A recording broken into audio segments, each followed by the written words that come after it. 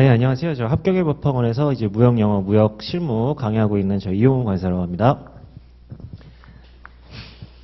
네, 방금 전에 저희 이제 2차 시험 발표 난 거에 대한 소회를 좀 말씀드렸고, 자, 지금부터는 이제 아마 3년 차로 이제 내년에 공부를 도전하시는 분들을 대상으로 좀 이런 어떻게 준비를 해야 될 것인지에 대해서 간략하게 좀 말씀을 드릴 수 있도록 하겠습니다. 일단 지금 아마 너무너무 안타깝게 떨어진 여러분들 지금 약간 좀 멘탈이 쉽지는 않을 거예요. 잡기가. 일단 제가 봤을 때는 한 10월까지는 그래도 조금 약간의 여유를 좀 가지시면서 앞으로 어떻게 공부를 해 나가야 될 것인지 계획을 좀 차분하게 좀 짜셔야 될 것 같고, 내가 이번에 왜 합격을 하지 못했는지에 대해서 다시 한번 좀 깊이 분석을 하셔야 될 것 같아요.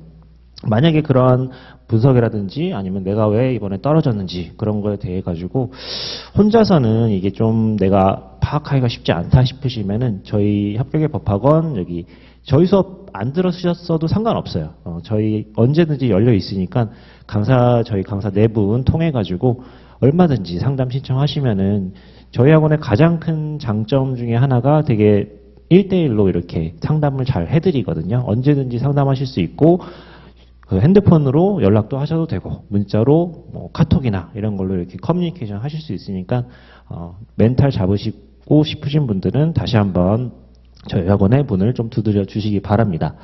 자, 어쩔 수 없이 이제 여러분들은 회계학이라든지 아니면 다시 1차 과목으로 좀 복귀를 하셔야 돼요. 하지만 아직까지 시간적인 여유는 좀 있기 때문에 1차가 내년 3월이다 싶을 때 한 12월까지는 약간 좀 모험을 거시더라도 1차, 2차 비중을 뭐 한 최소 5대5 아니면 뭐 한 6대4 정도로 가져가시면서, 물론 회계는 좀 많이 하셔야 되겠죠. 회계는 좀 많이 하셔야 되겠지만 여러분들 지금 떨어지셨다고 해서 너무 이렇게 물론 슬프죠. 슬프긴 한데 매년 합격자 보면은 30% 이상이 3년차 동차생이세요.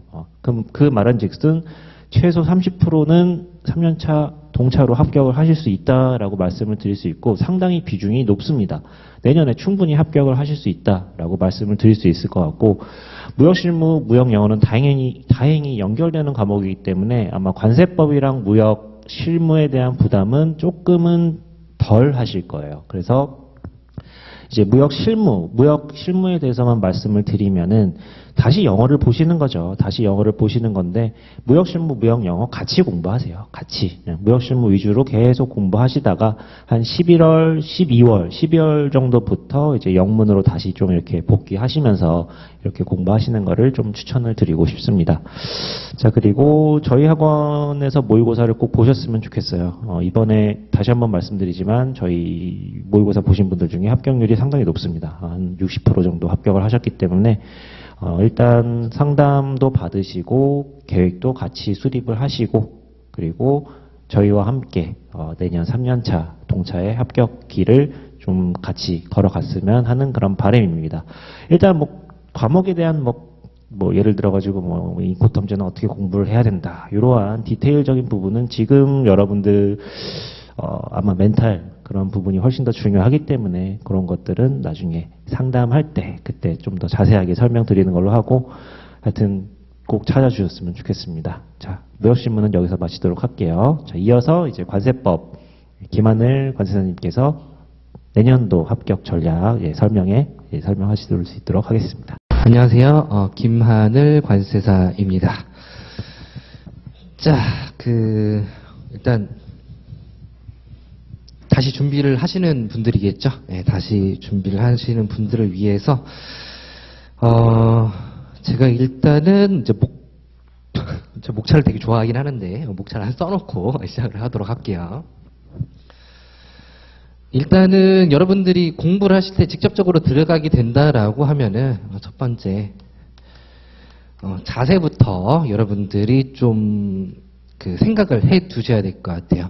이제 자기 본인의 이제 공부하는 자세에 대해서 생각을 하려면은 먼저 본인의 자세가 먼저 어떻게 돼 있는지를 알고 어떤 식으로 바꿔야겠다라고 생각을 하셔야겠습니다. 그럼 자기의 기존에 있는 자세가 어떤 자세인지를 확인을 하려면 과거 1년 동안을 복기를 해보면 되겠죠. 내가 어떠한 일이 있었을 때, 어떻게 슬럼프를 극복했을 때 이런 것들을 전부 다 복기를 한 다음에 내 평균 공부 시간이 이 정도 되더라 라고 했다라고 하면은 앞으로도 그러한 공부 시간이 유지가 되는 것은 당연하다라고 생각을 하셔야 돼요. 그 정도가 한계점이라고 생각을 하시면 되겠습니다. 그렇다면은 내가 기존에 있는 자세로 극복하지 못해, 합격이라는 걸 극복하지를 못했으니까 어떻게 해야 되겠습니까? 변화가 필요하겠죠, 변화. 그럼 변화를 하려면 어떤 걸 해야 돼요? 여러분들이 달라지기 위해서 노력을 해야 될 것 같습니다. 노력 자체는 스텝 바이 스텝으로 하시는 거예요. 앞으로 계속 말씀을 드리겠지만 드라마틱하게 어떤 거를 변화시키려고 하시기보다는 기존에 유지가 되는 상태에서 조금씩 점진적인 변화를 좀 꾀하시는 거를 요구드리고 싶습니다. 그럼 어떠한 자세로 가는 게 가장 베스트 하느냐? 기상시간하고 취침시간. 하루 일과는 이것만 지키는 걸 노력을 하셔도 괜찮습니다. 당연히 이 중간에 있는 폰 사용은 금지를 시킨 상태에서 기상시간과 취침시간은 반드시 목표를 잡고 지켜주시는 게 제가 말씀드리는 자세라고 볼 수 있습니다. 자, 기상 7시. 취침 10시 요 정도만 지키셔도 자세 부분은 충분할 것이다 라고 말씀드리고 싶어요. 자, 두 번째 학습 방법입니다.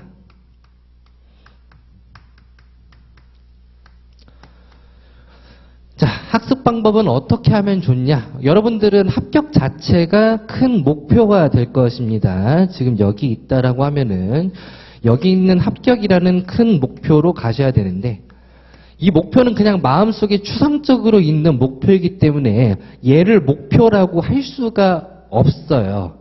따라서 여러분들은 중단기적인 목표를 세우셔야 되는데 제가 가장 말씀드리고 싶은 것은 하루 중에서 과목별로 예를 들어서 뭐 3시간에서 2시간가량을 각 과목별로 공부를 하실 거예요. 그러면 내가 한 과목 3시간 동안에 과연 어떠한 목표를 향해서 공부를 할 것인가가 명확해야 돼요. 매우 명확해야지 그 시간이 빠르게 지나가고 효율적으로 지나갈 수 있는 거라고 할 수가 있거든요. 근데 제가 이걸 강조드리는 이유는 뭐냐면은 대부분의 학생들은 하루 3시간 내가 관세법을 공부해야겠다라는 것 자체만으로 목표라고 생각을 해요. 그렇게 됐을 때는 내가 뭘 해야 되지부터 떠올립니다. 뭘 해야 되지? 관세법. 그러면은 2장 하기로 했으니까 2장 처음부터 읽어보자. 이거는 전혀 목표가 아닌 거죠. 내가 2장에서 어느 부분을 어떤 식으로 어느 정도 수준으로 가져가겠다라는 구체적인 목표가 있는 것이 목표인 겁니다. 따라서 이 목표를 세우게 되면은 그러면은 계획은 어떻게 세우냐? 목표가 구체화가 돼 있다면은 계획은 자동적으로 생기게 돼요. 자연스럽게 계획이 세워져요. 그러면 제가 생각하는 이 학습 방법이라고 하는 것은 목표가 구체적으로 생겼을 때 계획을 짠다라고 하면 그 정형화된 계획이 뭐냐를 말씀드리고 싶은 거예요. 정형화된 계획은 뭐냐? 틀이죠. 네. 큰 틀, 중간 틀, 그 다음에 내용. 이거를 계획으로 잡으시고 최종적으로 나는 이 정도만 외우고 넘어가야겠다라는 식으로 잡아주시면 되겠습니다. 항상 우리 선임들이 항상 말하는 거 있잖아요. 숲을 보고 나무를 봐라. 근데 우리는 왜 나무만 자꾸 보게 될까요? 왜 나무만 볼까요? 이유는 문장 자체가 나무가 시험에 나오기 때문에 나무를 봐야지만 내가 합격할 수 있다라는 그런 그 생각에 잡혀 있기 때문에 숲을 볼 만한 여러분들의 마음적인 여유가 없다라고 저는 생각이 들거든요. 하지만 그것들을 극복하기 위해서 여러분들은 노력을 해야 돼요. 뭐라고요? 나무를 안 보기 위해서, 숲을 보기 위해서 노력을 해야 되는 거예요. 왜? 자꾸 나는 나무를 보려는 습성이 있으니까. 그래서 그 부분을 포인트로 학습 방법을 생각해 보시면 될 것 같아요. 자, 세 번째, 강의. 강의도 마찬가지입니다. 여러분들이 강의를 들을 때 어떻게 강의를 듣냐면은 그냥 들어요. 그렇죠? 그냥 들어요. 근데 그냥 듣는 거는 초시생 때는 그냥 들을 수밖에 없어요. 왜냐하면 얘가 어떻게 생겼는지를 전혀 알 수가 없거든요. 따라서 강의를 들을 때 내가 어디에 강을 둘지 약을 둘지 어떤 거를 챙겨갈 목적으로 이런 목적 자체가 강의 들을 때 없습니다. 근데 만약에 여러분들이 2유라든지 3동 정도 되시면은 어느 정도 대략적인 그림은 그릴 수가 있을 거예요. 따라서 여러분들의 스케줄을 짤 수가 있는데 스스로의 학습 계획이랑 목표가 있죠? 이 계획이랑 목표, 나만의 것이잖아요. 나만의 것에 좀 더 도움을 받기 위해서 강의를 들어야 돼요. 내 스스로의 계획과 목표를 달성하는데 도움을 받기 위해서 강의를 들으셔야 되는 거예요. 그렇게 목표를 잡지 않고 강의를 듣게 되면은 또 똑같이 강사님이 말하는 대로 흘러가게 되는 거예요. 그 시간은 별로 의미가 없는 시간이 될 뿐더러 여러분들이 나 공부했어 라고 그냥 전 정신승리라는 말을 되게 긍정적으로 생각하거든요. 근데 지금은 부정적으로 얘기를 할게요. 정신승리하는 그런 상황이 벌어질 수밖에 없습니다. 따라서 예를 들어서 HS 같은 게 있는데 우리 학원에서는 이제 HS에서 해설서는 별로 중요하게 생각을 안 하잖아요. 근데 어떤 분이 만약에 해설서를 설명을 해준다. 그러면은 내 목표는 원래 뭐였냐면은 이번 타임에는 주규정까지만 외우는 거였어. 라고 스스로의 계획이 짰다면은 과감하게 아무리 중요하다고 해도 해설서 부분을 그냥 넘길 수 있는 배포가 필요한 거예요. 내가 원하는 목적을 이루기 위해서만 강의를 들으셔야 되겠습니다. 그렇지 않다면은 혼자 공부하시는 게 훨씬 나을 수도 있으니까요. 자, 이렇게 해가지고 총 3가지 이슈로 설명을 좀 드렸습니다. 구체적인 관세법상 공부 방법 같은 경우에는 나중에 시간이 되면은 따로 설명을 드리도록 하겠습니다. 이것으로 마치도록 하고요. 그 다음에는 HS 선생님, 우리 박준우 관세사님이 설명드리도록 하겠습니다. 안녕하세요. HS 강의하고 있는 박준우 관세사입니다. 올해 합격하신 분들 다 축하드리고 또 아마 요거 이제 들으시는 분들은 좀 아쉽게 안 되신 분들 내년에 이제 다시 준비하셔야 되는 분들일 것 같은데 또 어떻게 해야 되는지 또 뭐 준비 같은 거 얘기를 할 필요가 있을 것 같아요. 일단은 올해 2차 떨어졌으면 일단 첫 번째는 당연히 언제부터 준비하느냐 결정하셔야 되겠죠. 요거 듣고 며칠 안 됐으니까 좀 마음도 좀 추스리고 아니면 계획 같은 거 좀 잡을 시간이 필요하겠지만 당연히 늦어도 이번 달 안에 다시 다 시작을 하시겠죠.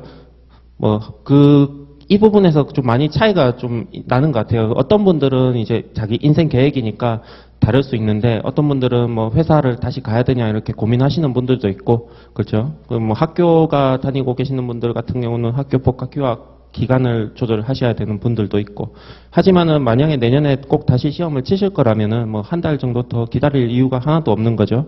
당장 이번 다음 주부터라도 바로 책상에 앉으셔서 시작을 해야 돼요. 여기가 지금 공부를 한 2달, 3달 정도 쉬고 계시잖아요. 거기서 다시 내가 공부를 열심히 하는 그런 마음가짐과 집중도를 가지기 위해서는 또 시간이 또 필요해요. 앉자마자 바로 되는 게 아니거든요. 또 책상에 앉으면은 여기 친구들도 만나자고 연락 오고 하죠. 그런 게 또 이렇게 마음이 또 정리되는 시간이 또 필요해요. 그래서 내년에 준비하시기로 결심하셨으면 당장 다음 주부터 책상에 앉으셔서 하시면 좋을 것 같아요. 그리고 아까 김하늘 관사님이 말씀하셨듯이 일단은 근데 공부 방법 학원 이런 거 이전에 하루 공부 시간을 채우는 거는 기본 중에 기본인 것 같아요. 예를 들면 저는 이렇게 생각해요. 자동차가 엔진이 이렇게 있잖아요. 엔진이 있으면은 이 엔진 페라리나 어떤 H사나 어떤 자동차들 다 성능은 다르겠지만은 성능은 누구는 몇 마력 누구는 몇 마력 하죠. 근데 기름 넣으면 앞으로 가는 건 다 똑같아요. 근데 작년에 또 뭐 이런저런 뭐 학생분들이 많지만은 근데 하루에 내가 뭐 기름 10리터 넣겠다, 휘발유 10리터 넣으면 당연히 앞으로 가죠. 근데 요거는 자기가 지킬 수 있는 부분이라 생각해요. 여러분이 하루에 공부를 내가 뭐 6시간만 하다가 10시간 한다고 돈이 더 드는 건 아니잖아요. 근데 돈이 더 드는 것도 아니고 뭐 본인이 이렇게 놀 시간을 공부 시간으로 전환하는 거는 뭐 제 생각에 수험생 분들이 할 수 있는 최선의 그런 어떤 학원 선택을 뭐 이렇게 고민하는 시간이나 아니면은 뭐 공부를 어떻게 하는지 고민하는 것보다 그냥 일단 책상에 앉아서 하루에 일정 규칙적인 시간을 보내는 거는 그냥 공부의 출발 같아요. 그래서 요 얘기 드리는 게 최근에 이제 아까 보시면은 수험생분들의 나이가 20대 비중이 많이 올라갔어요. 이제 재학생분들이 꽤 많이 보이거든요. 재학생분들 꽤 많이 보이는데 그러면은 공부 시간 같은 게 예전에는 뭐 전업 수험생이 되게 많았어요. 대학교 졸업하고 뭐 시작하는. 근데 지금 그만큼 이제 좀 학생들이 어려지고 하니까 공부 시간이 약간 좀 제 느낌으로는 좀 줄어드는 게 없지 않아 있는 것 같아요. 하지만은 그런 부분은 너무 중요하니까 또 요 부분은 철저하게 본인이 내가 하루에 뭐 몇 시간 하겠다 지키실 수 있는 만큼 하시고 그래도 우리가 그래도 적어도 고시니까 하루에 최소 준비 시간 같은 건 있겠죠. 제 기준으로는 적어도 아침에 9시부터 시작하는 거 그리고 밤 10시까지 하는 거는 좀 기본 아닌가 이렇게 생각을 해요. 뭐 운동 같은 거 다 남은 시간에 가면 되겠죠. 거기서 이제 하루에 9시부터 10시까지 공부하지 못하는 이유를 이렇게 찾는 것보다는 그렇게 반드시 내년 시험이 6월이니까 6월까지 이걸 관철하면은 저는 특별한 일 없는 한 무조건 거의 80% 이상 합격하실 거라 봐요. 뭐 공부를 비효율적으로 하고 이런 거 다 해도 아침에 9시부터 10시까지 공부하시면은 거진 다 합격할 수 있다고 생각을 해요. 이걸 좀 길게 말씀드린 이유는 여기가 너무 중요한데 잘 비교적 지키기 힘들어요. 저도 수험생 때 뭐 항상 지키고 이렇게 했었던 건 아니지만 적어도 합격하는 해에는 이렇게 다 지켰어요. 지키니까 됐던 거고. 자, 그 다음에 뭐 시험에 관한 좀 얘기를 하면은 그 HS 시험은 그 아까 토크할 때도 얘기했지만은 10년 이상 동안 계속 출제 유형이 고정되어 왔던 시험이에요. 그래서 올해 아깝게 떨어지신 분들도 그 점수대가 요거는 이제 해마다 비슷하니까 제가 좀 확신을 가지고 좀 말씀드릴 수 있을 것 같은데 만약에 여기서 제 생각에 올해 40점대 나왔으면은 좀 부족했다. 많이 부족했던 분들이고 40점대 나왔으면은 지금 시간을 좀 잡으셔야 될 것 같아요. 집중 좀 고민도 하고. 그리고 만약에 올해 이런 분들도 많으니까 60점 넘으셨어요. 만약에 올해 시험에서 60점 넘으셨으면은 기본은 다 되어 있는 거거든요. 근데 이런 분들은 당연히 기본서 범용지만 잘 하시면은 내년에 준비가 충분하고. 근데 이런 분들이 가끔 어떤 게 생기냐면 내가 60점 넘었으니까 내년에도 내 당연히 1년 더 공부했으니까 60점 넘을 거라고 확신을 하시는데 절대 그렇지가 않아요. 절대. HS는 그 다른 과목도 마찬가지겠지만 어쨌든 올해 시험은 올해 시험이고 내년 시험은 내년 시험이에요. 그래서 올해 뭐 내가 60점 넘었으니까 뭐 하루에 2시간씩만 공부해도 내년에는 60 한 5점 나오겠네. 이거 천만의 말씀이고 올해 60점 맞으셨으면 올해 지금부터 3시간씩 1년 동안 열심히 해야지 내년에 한 65점 나와요. 농담 아니라 정말 그렇거든요. 그러니까 이런 거를 너무 만약에 HS 과목 점수가 좀 잘 나왔다 하더라도 또 너무 방심하면 안 되고 그리고 또 하나 교재 같은 거를 내가 올해 60점 넘었는데 뭐 좀 더 보고 싶은 마음이 너무 많이 생겨요. 저도 수험생 때 그랬고 뭐 이런 자료도 보고 싶고 저런 자료도 보고 싶어지겠지만 절대 지금 단계에서는 뭐 내년에 그러실 수는 있겠지만 지금 단계에서는 그런 거 가능한 좀 참으시고 그 올해 내가 법령집을 보셨더라도 제 기준에서 법령집으로 올해 완전히 오픈북으로 쳤으면은 적어도 95점 이상 나왔었어야 되거든요. 그러면 여러분이 한 30점을 까먹었으면은 법령집이 암기가 좀 부족했던 거잖아요. 그러니까 법령집을 지금 당장 올해 말까지 다 마무리하시면은 내년에 이제 자기가 좀 더 다른 취약 과목이 있으시면 거기 시간을 좀 더 투자하실 수 있는 여유가 되실 거예요.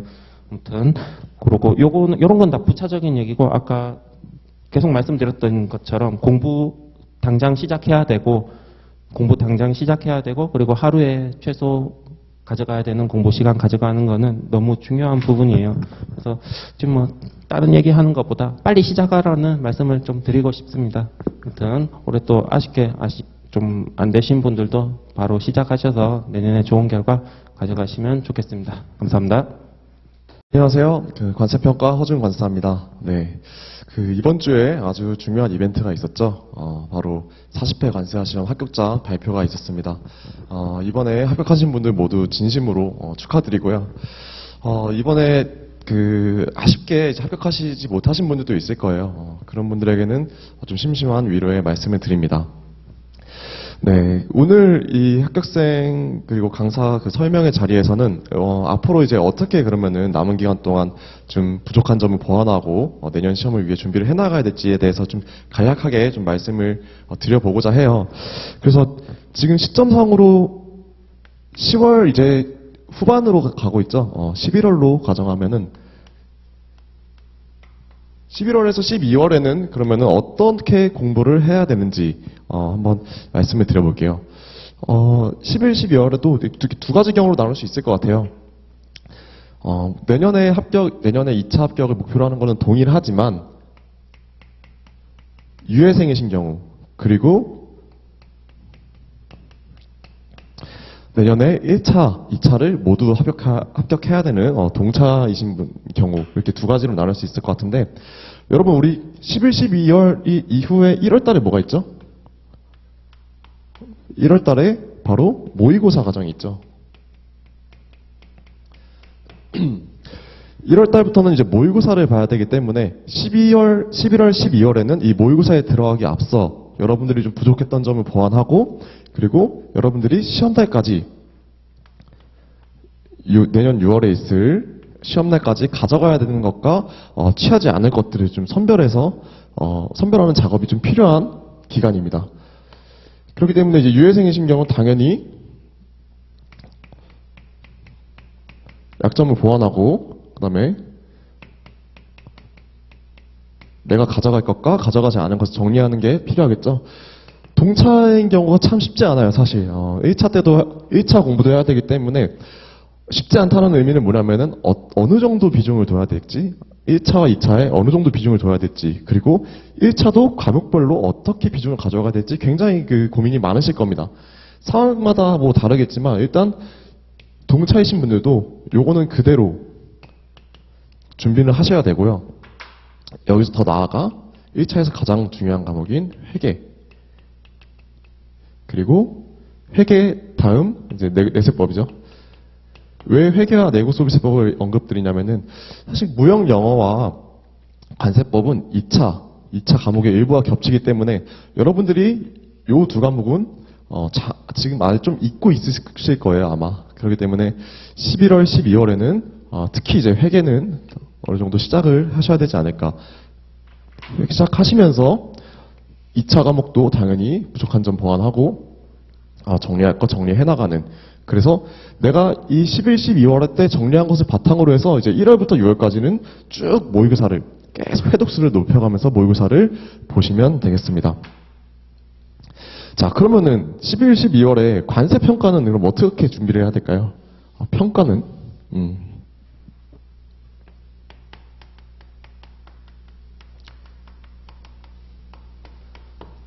제가 수업 시간에 많이 강조하는 얘기가 있습니다. 11, 12월 안에는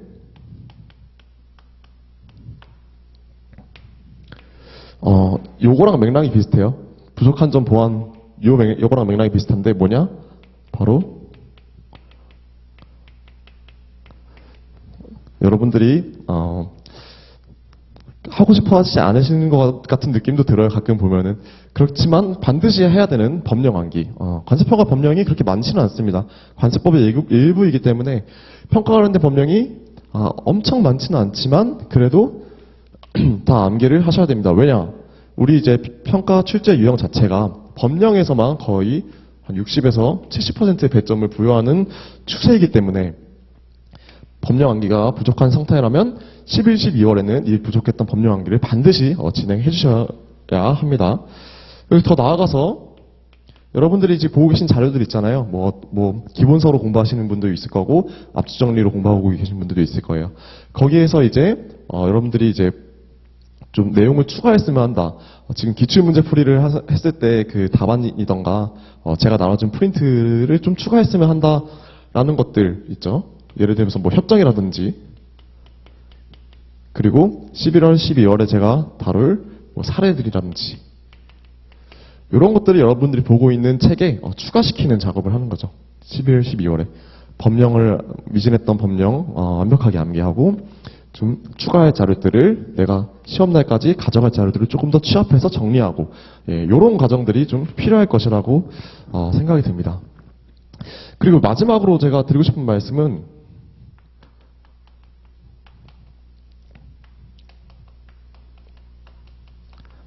생활 패턴이에요.